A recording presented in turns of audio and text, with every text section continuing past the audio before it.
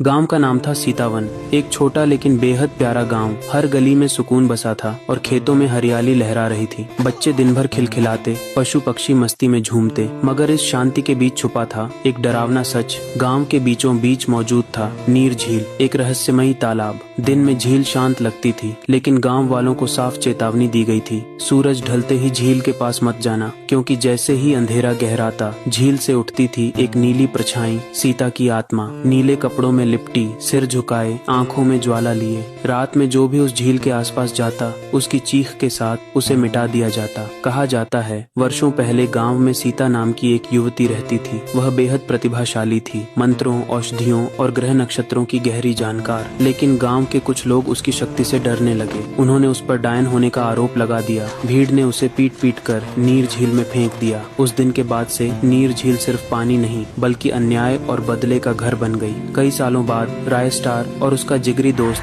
ज्ञान भाई सीतावन गांव में रहने आए। दोनों ने गांव की रहस्यमयी बातों पर ज्यादा ध्यान नहीं दिया। एक रात ज्ञान भाई अकेले तालाब की ओर चला गया। वो झील के रहस्य को अपने कैमरे में कैद करना चाहता था। जैसे ही वह तालाब के पास पहुंचा, नीला कोहरा चारों ओर फैलने लगा। ठंडी हवा की लहरों के साथ सीता की आत्मा जाग गई। ज्ञान भाई चीखा, लेकिन उसकी आवाज उसी कोहरे में दब गई। अगली सुबह तालाब के किनारे ज्ञान भाई की कटी हुई लाश मिली। राय स्टार सब समझ गया। अब उसकी आंखों में सिर्फ एक सवाल था, इस गांव को उसके डर से कैसे आजाद किया जाए। गांव अब फिर खतरे में था।